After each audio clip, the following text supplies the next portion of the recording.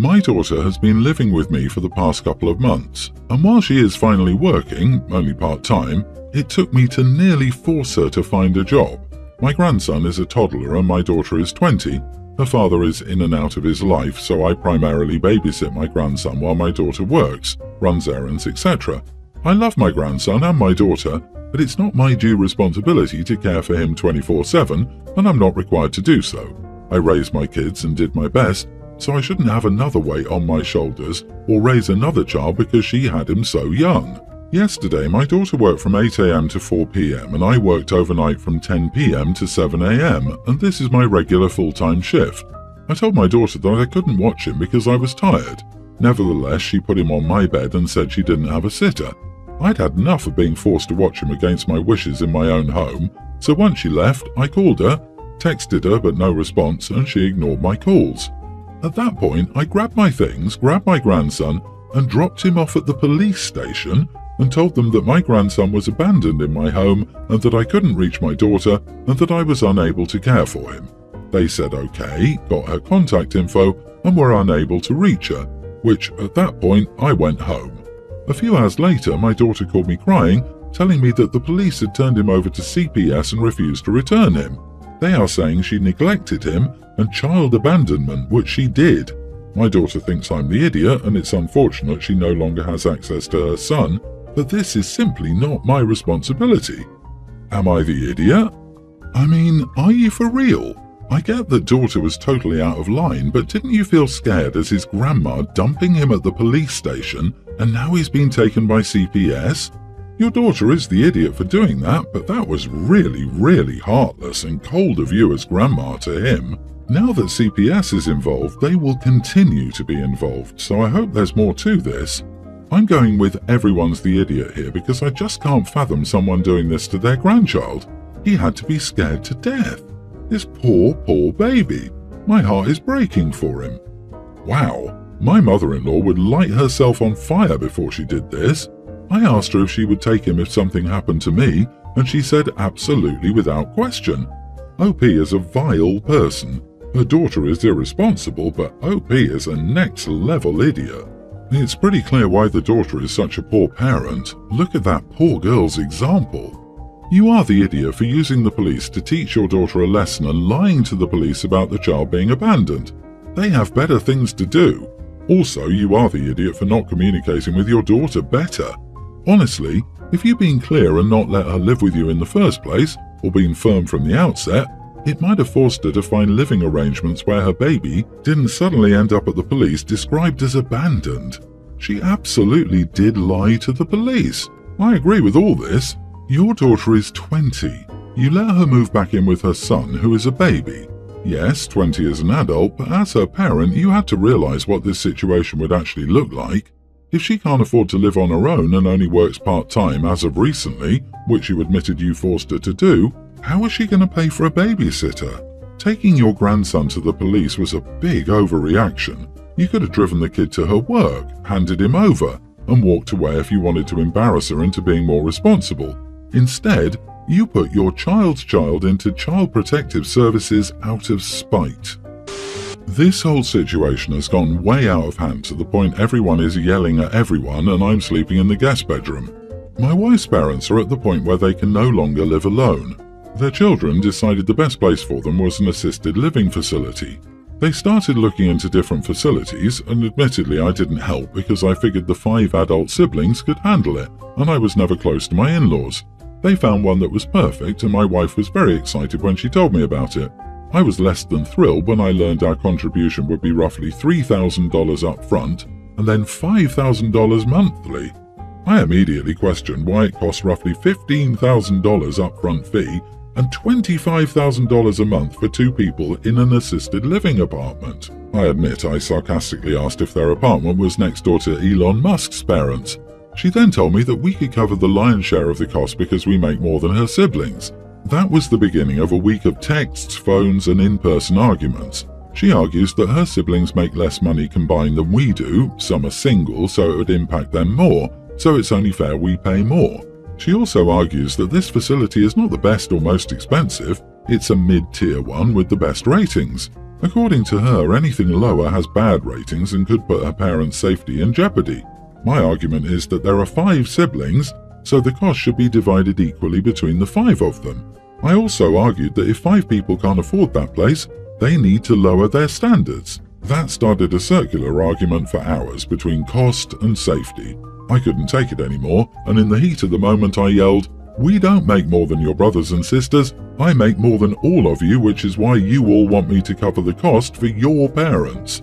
That was the beginning of my night sleeping in the guest bedroom. I know as a married couple I shouldn't consider mine and yours income, but realistically I do make more than all of them, and I think it's unfair to make me pay the largest portion. Am I the idiot for telling my wife we won't pay our fair share for her parents' assisted living? Edit, I assumed it was $25 a month because I assumed it was split 5 ways between the siblings and our share was $5,000 a month. It'll be closer to $10,000 a month and our share is $5,000. Her parents have assets, including a house, so I was told they don't qualify for government assistance. I brought up the idea of selling their house but was shot down immediately. The siblings want to keep the house in the family because their great-grandfather built it or something. I can afford to pay it, but I don't want to based on principle. Their division means I'll be paying $5,000 a month, while the youngest brother will be paying only $300 a month and will be living in the house. They think he'll be paying the insurance and taxes on the house, so he can't afford more than $300. Not the idiot, I'm pretty sure alimony would be cheaper. Do not pay that much. If you still are willing to help, then tell them a number you're willing to pay and that's it. They have to find the rest of the money or lower their standards. Your wife is way out of line demanding you pay this. She can start sleeping on the couch. You can't be asked to pay for your in-laws to live that far above their means. They made their choices in life. Jesus, my 3,000 square foot house, car note and all of my bills doesn't cost that much. The fact that you were left out of the decision process and then expected to pony up the equivalent of a $700,000 mortgage payment is a really unreasonable ask. The cost should be split evenly. If it can't be afforded, then they need to find a cheaper place. I wouldn't be part of a family that uses "just marry a guy who makes a lot of money and have him pay it" as their long-term parents' care plan. Also, the parents still own their home, but the siblings refuse to let it be sold. That's ridiculous. They are asking OP to contribute $5,000 a month so they can keep their inheritance. Absolutely not. I would refuse to pay a dime until the house was sold and the sale proceeds could be used solely for the in-laws' care. If the siblings are so distraught about some family house, then one of them can take out a mortgage and live there and pay their parents fair market value for the house to keep it in the family. This is also a hill I would stand on. The other siblings and OP's wife are taking advantage of him because he earns more. That's not okay. I'm currently planning a wedding. My fiancé's family is from Jamaica. She still has family there, so we'll be getting married there.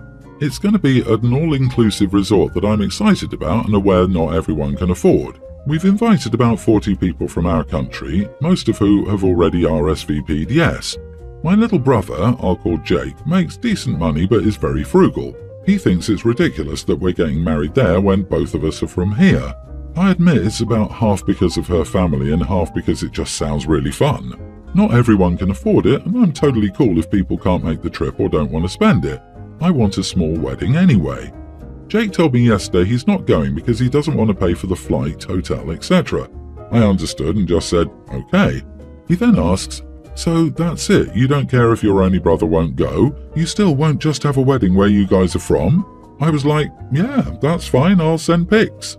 To me, that was that, but now his wife, my sister-in-law, is on my case about it, saying I should have tried to convince him or help pay for it. I technically could afford to, but it's just not a huge priority to have as many people there as possible. Am I the idiot? OMG, haha, he was totally hoping you'd foot the bill for his trip. Just send pics as promised and don't give it another thought. Have a great time in Jamaica. Congratulations. Not the idiot. Oh, and it sounds like sister-in-law was really hoping for the free vacation too. Yeah, that's exactly the vibe I got. I have some moochy family myself and that is a tactic they love. We can call it the, "why don't you try harder?" Even if the end goal is not to get a 100% free trip, the goal is to try to put you in a position so they can negotiate. This tactic places the onus on you to try to give concessions so they can do you the favor of attending. I mean, good for you, business guys. You're probably great at dealing with suppliers and contractors, but that crap is not supposed to be used against family or friends. OP, send pictures with him photoshopped into them and say, "It's like you were there with us." It's your brother's choice to attend your wedding or not. No one is forcing him either way. You invited, he doesn't want to spend the money. It's not your obligation to pay for his trip. You're not upset he won't come. You have done nothing wrong. You were very nice in how you handled it. He does not get to pressure you into having a wedding where he wants. It's not his day. And honestly, the wedding will go on with or without him. I just moved to the United States from Canada for work. My dad was from the States, so I have dual citizenship. However, besides vacations and family visits, I've always lived in Canada. I'm renting a house in a nice neighborhood.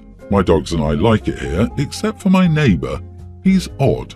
I guess he was friends with the previous tenant, and he keeps taking my mail.